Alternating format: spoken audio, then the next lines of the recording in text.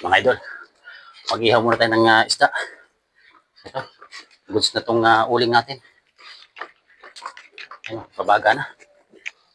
Ito ay ayun ito ay isdang papakul. Oh, isdang papakul. Gawin natin. Mga idol. Ayan. Alright. Ipayin natin mga idol. Ano yung pagkakaihaw. Matagal na akong din nakakapag-ihaw nito. Yung isda na papakul. Ito, yung balat niya yung balat niya magaspang. Oh. Pero masarap laman ito mga idol. Puting-puti yung laman nito eh. Oh. Handang pang-ihaw to. Alright to, alright. Tapos partneran natin ng nilagan okra mga idol.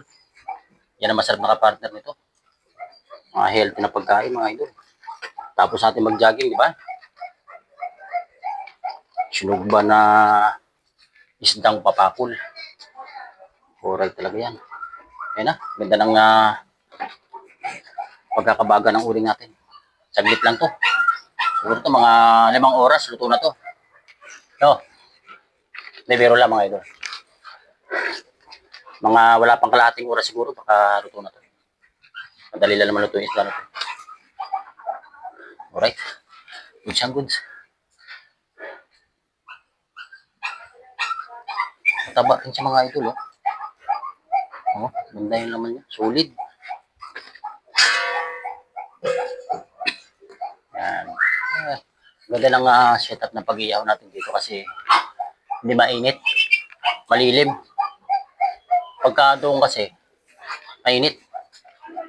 Ayun, tayo yung ng araw mga idol, oh. Mainit. O, diba? Mainit doon. Oh. So, yan.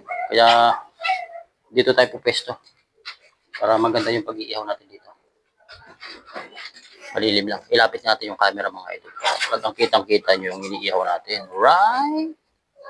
Alright. O, yan mga idol.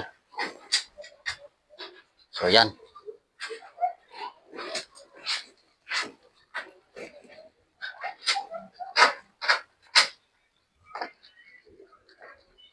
Sakto lang dito mga dalawang pirasong uling mga idol.